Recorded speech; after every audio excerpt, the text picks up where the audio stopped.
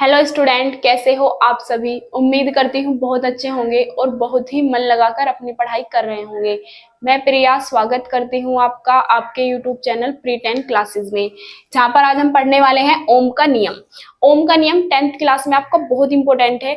Video को अगर आपने पूरा देख लिया तो आपको कभी भी इस नियम को रटने की जरूरत नहीं पड़ेगी। मैं आपको इसे बहुत आसान भाषा में बहुत अच्छी तरीके से समझा दूंगी। अब हम देखो जान लेते हैं ओम का नियम क्या है। लिखने से पहले मैं आपको इसकी थ्योरी बता देती हूँ, सब कुछ किस तरीके से हमें नियम पढ़ते हैं। तो ये नियम ये कहता है, अगर कोई चालक है, चालक किसे कहते हैं, जिसमें हम विद्युत धारा बह रही है, मतलब वो हमारा कोई चालक है। तो अगर किसी चालक की भौतिक अवस्था न बदले, तो भौतिक अवस्था क्या होती है किसी की, जैसे किसी की लंबाई, इसकी जो लंबाई है ये क्या है, इसकी भौतिक अवस्था।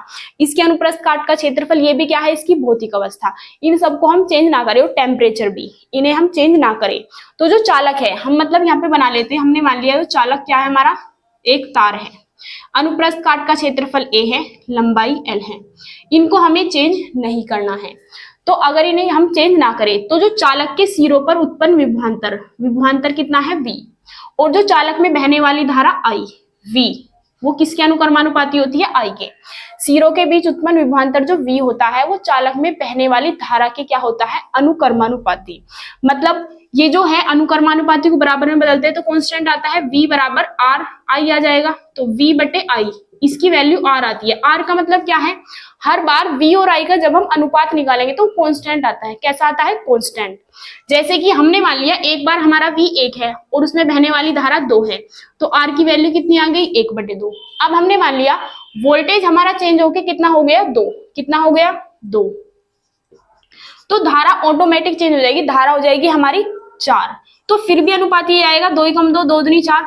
मतलब क्या है, अगर हमने फिर से चेंज कर दिया, बहने वोल्टेज कितना हो गया, 3, तो बहने वाली धारा कितनी हो जाएगी, 6। फिर से 3 कम 3, 3 दूनी 6, फिर से 1/2।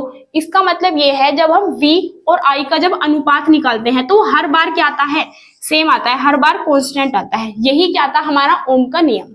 अब इसके बारे में हम लिख लेते हैं। तो इसमें हम क्या लिखेंगे, इस नियम के अनुसार, इस नियम के अनुसार। ये सब कुछ मैं आपको डिटेल में समझा दूंगी, इससे पहले मिटा देते हैं।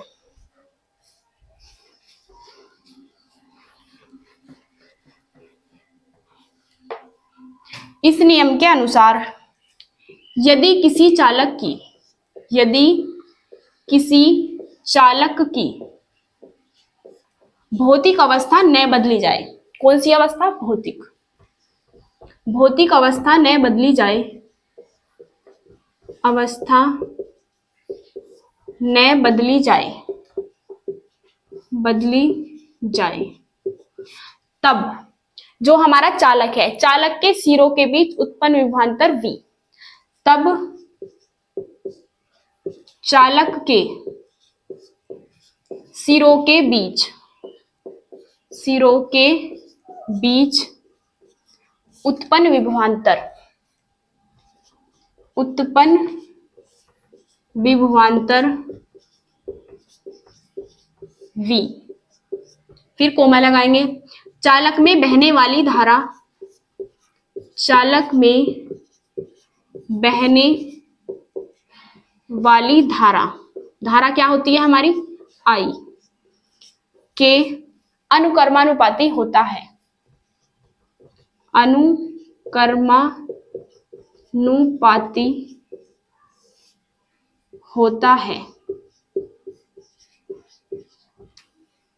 मतलब अब हम लिखेंगे, यदि किसी चालक के सिरों के बीच, किसी चालक के सिरों के बीच उत्पन्न विभवांतर v तथा चालक में बहने वाली धारा I हो, तब चालक के सिरों के बीच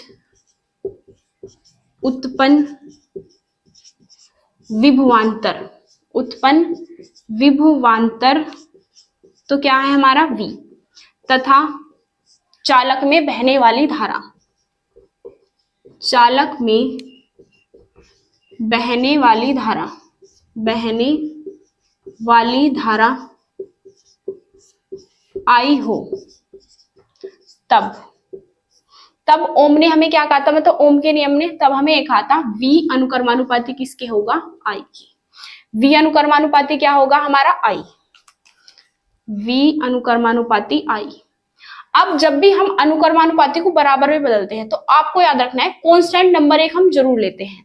तो हमने यहाँ पे बराबर में बदला तो वो कांस्टेंट नंबर हमने क्या ले लिया, R। क्या ले लिया हमने, R। जहां पे R क्या है हमारा, कांस्टेंट है, मतलब नियतांक है।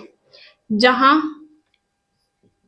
R बराबर क्या है, नियतांक, जिसे हम क्या कहते हैं, जिसे हम चालक का प्रतिरोध भी कहते हैं, जिसे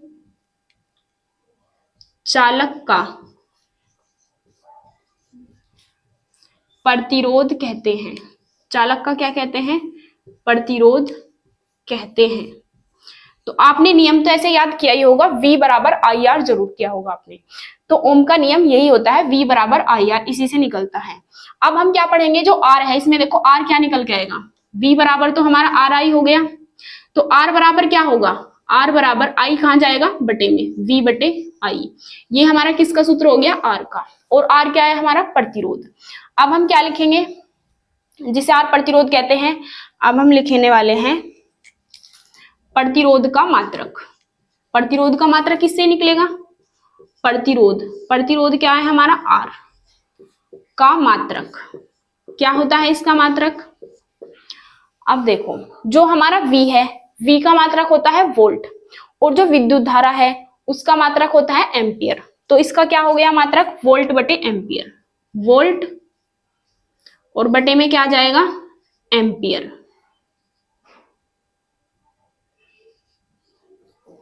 वोल्ट बटे एम्पियर आ गया हमारा, या फिर हम क्या कह सकते हैं, ओम भी कह सकते हैं। क्या कहते हैं, ओम। और ओम का साइन इस तरीके से बनाते हैं, ओम इसी का साइन है। या तो कहेंगे वोल्ट बटे एम्पियर या फिर कहेंगे ओम, किसका मात्रक, प्रतिरोध का। अब हम इसकी क्या लिख लेते हैं, वीमा, प्रतिरोध की वीमा, प्रतिरोध की वीमा। तो वीमा लिखने के लिए हमें क्या करना पड़ेगा, ये जो सूत्र है इसकी वीमा लिखनी पड़ेगी। वोल्ट की वीमा लिख दो और एम्पियर की वीमा लिख दो तो हमारी प्रतिरोध की वीमा आ जाएगी। तो अब हम देखेंगे वोल्ट, वी का सूत्र क्या होता है, V बराबर हमने पढ़ा है W अपॉन Q। तो वोल्ट को हम क्या लिख सकते हैं, जूल बटे कुलाम। क्या लिखा जा सकता है, जूल बटे, V को मतलब वोल्टेज को जूल बटे कुलाम लिख दिया, और इनटू एम्पियर हमारा क्या है, जूकतु। मतलब हमें इसे ऐसे उसमें तोड़ना होता है जिनकी वीमा हमें याद है, क्योंकि वोल्ट की वीमा तो कोई याद करता नहीं, लेकिन जूल की, कुलाम की, एम्पियर की वीमा आपने 11वीं क्लास में, मतलब 11वीं क्लास में आती है वीमा, तो 10th क्लास के लिए तो केवल ये यहीं तक है। 12th क्लास में वीमा आती है, वीमा आपको यहीं पे निकालनी है, वरना आप यहाँ पे भी छोड़ सकते हैं। जूल की वीमा क्या होती है, ml की घात 2 t की घात -2। कुलाम की वीमा क्या होती है, AT। और एम्पियर की वीमा क्या होती है, A। तो वी में सूत्र देखिए क्या आएगा, पहले तो आ गया m, l की घात कितनी है, 2, t की घात माइनस की 2 तो ये रही, एक ऊपर जाके और माइनस की हो जाएगी, -3, a की घात 1 और 1 2, और ऊपर जाके -2। ये हमारी इसकी वीमा आ गई। उम्मीद करती हूँ आपको समझ आ गया होगा। अब आप इसका स्क्रीनशॉट लेके नोट कर सकते हैं। और अगर आप हमारे चैनल पर नए आए हैं तो चैनल को सब्सक्राइब जरूर कर लीजिए और वीडियो को लाइक करना ना भूलें। मिलते हैं अगली वीडियो में, तब तक के लिए टाटा बाय बाय। अब आप इसे नोट कर सकते हैं।